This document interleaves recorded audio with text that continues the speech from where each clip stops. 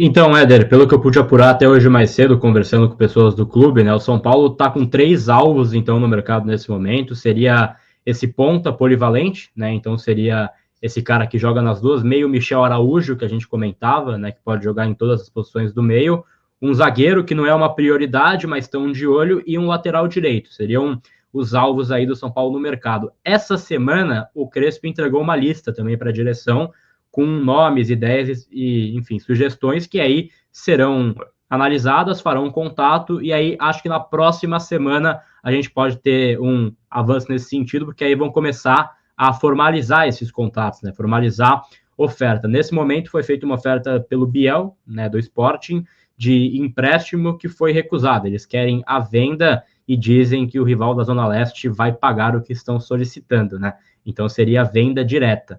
Mas hoje o São Paulo não tem nenhuma conversa que tem andamento assim formalizada. Tem aquele contato informal, conversa com empresários, tem ali sondagens, mas de forma concreta, uma conversa, um papo rolando, hoje não tem, mas acho que na próxima semana deve caminhar também com as ideias do Crespo, Éder.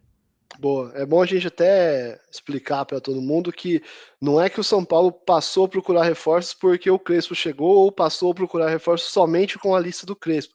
O São Paulo já estava atrás de reforços, já fazia contatos, Biel é um deles, e agora o Crespo chega, coloca o seu plano de jogo, por isso que o São Paulo agora vai atrás de um lateral direito também, e também dá as suas sugestões aí de jogadores que lhe agradariam, né? Então o São Paulo já tem alguns contatos, né? Que a gente sabe, não sabemos exatamente os nomes, mas tem alguns contatos feitos e agora a partir da lista do Crespo também vai tentar outros contatos, visto que um dos nomes, por exemplo, o Biel, não avançou, né? Então você começa a procurar outros contatos.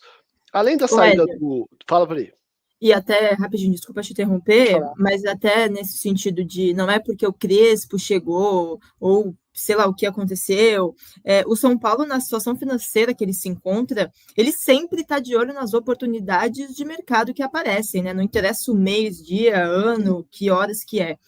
Então, assim, claro que com a chegada do Crespo, talvez mudem, como a gente falou, os nomes, as posições, porque ele tem um estilo diferente de jogo, ele tem outra visão do futebol, enfim, tem um jeito dele de trabalhar, né? Então, talvez seja essa alteração, né? Agora, a alteração o São Paulo começou agora? Não, o São Paulo, na situação que está, sempre está de olho e estudando opções no mercado, né? É isso, sim. Mesmo que, vamos dizer que o Zubeldia ficasse, o São Paulo mesmo assim traria alguns reforços aí para o estilo de jogo do Zubeldia e não para o estilo de jogo do Crespo. Mas não é porque chegou o Crespo que agora vão trazer reforços. Já estavam conversando com outros nomes e outras posições, sobretudo, né? Além da saída do Juan, a gente teve a boa notícia do reempréstimo do Marcos Antônio, né? E o São Paulo oficialmente divulgou com opção de compra, mas o que eu ouvi é que, na verdade, é uma obrigação de compra, só que o São Paulo ainda não pode se colocar como obrigação de compra, porque o São Paulo não tem dinheiro para isso. Então, foi uma obrigação de compra por metas atingidas. Só que me falaram que essas metas atingidas são. O exemplo que me deram foi: se o Marcos Antônio almoçar 2 vezes lá na Barra Funda, atingiu a meta e ele vai ter que ser comprado. Então, são metas muito fáceis a partir de 2026 que vão totalizar fazer o São Paulo ativar essa obrigação de compra. Então, o Marcos Antônio deve ficar no São Paulo, a não ser que uma coisa muito fora aí aconteça, mas o Marcos Antônio deve ser definitivo no São Paulo. É isso, Sá? Você fez um joinha aí? Exato, Éder, até trouxe essa informação há cerca de, enfim, 2 semanas, né, que as metas, elas são quase simbólicas, né, pelo que eu tenho até de apuração, seriam 5 jogos que ele tem que atuar, então ele já está comprado praticamente para a próxima temporada, é algo que já está fechado, e aí seria um parcelamento em assim, 3 datas, né, uma em 26, aí a outra em, enfim, 27, e aí a última parcela em 28, seriam 3 parcelas, para esse valor total de 4,2 milhões de euros, é o que foi fechado com a Lazio. Então, ele fica já condicionado a essa permanência de compra, mas é um pouco também dessa escolha por fazer essa forma, porque o São Paulo hoje não teria dinheiro para fazer esse parcelamento. Né? Então, hoje o São Paulo não teria dinheiro para dar uma primeira parcela esse ano, e isso também cria uma maquiagem, entre aspas, porque entra no balanço da próxima temporada apenas, né? então entra como compra da próxima temporada, e aí dá uma margem para o São Paulo também para esse ano, também em cima do FDIC, né? Então é algo que foi estabelecido dessa forma, já pensando nisso, Éder. É perigoso, né, cara, essas coisas, ficar jogando para frente, já onera o orçamento do ano que vem, enfim, mas é um modus operandi que o São Paulo vem fazendo há muito tempo, a gente já sabe disso, e nesse momento também não dava para perder o Marcos Antônio, né? É um valor até alto, se a gente for ver, mas é um jogador que tem potencial de revenda, né? O Marcos Antônio é um jogador ainda com idade, talvez um potencial de revenda, talvez não para o mercado europeu, mas quem sabe um mercado asiático, um mercado ali da Arábia, enfim. Ô Pri, o que você achou dessa negociação com o Marcos Antônio? É um pouco complicado fazê-lo ficar, né? Foi um pouco complicado fazê-lo ficar, mas é um momento que não dava para perder ele, né? Assim, eu acho que foi uma permanência, né?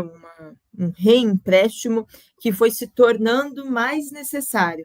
Tanto que, se a gente parar para pegar lives nossas, eu mesma falando lá em fevereiro, eu não era a favor da permanência do Marcos Antônio por conta do valor, claro, nesse jeito de você agora não ter que gastar tanto, mesmo que comprometa o próximo ano, porque infelizmente essa é a realidade do São Paulo. São Paulo tem que achar manobras, é quase que, tem um problema para o Casares de hoje, mas esse é para o Casares de amanhã, porque senão você não faz nada, você não traz ninguém, você não consegue fazer absolutamente nada. Então são as manobras que o São Paulo vai fazendo, podem dar certo, podem dar errado, a gente vai acompanhar. Mas assim, foi se tornando mais importante, né? Por conta, primeiro porque o São Paulo criou, não sei o que acontece, né? Um clima de lesão surreal, toda hora alguém. O Alisson, cara, é um abençoado. Eu tava super preocupada com o Alisson, ainda bem que não deu nada com ele, mas assim, seria super normal, tá? Não dava para xingar ele em nenhum momento se ele estourasse, porque ele jogou muito. E a gente viu o Pablo Maia ali lesionado, uma sequência de lesões, né? E dessa vez ele volta um pouco diferente, né? Eu não quero aqui cancelar o Pablo Maia, putz, eu gosto pra caramba do futebol dele, acho que ele tem a acrescentar bastante ao São Paulo ainda, se ele conseguir se recuperar plenamente, recuperar o seu alto nível novamente, mas nesse momento ele voltou abaixo, né?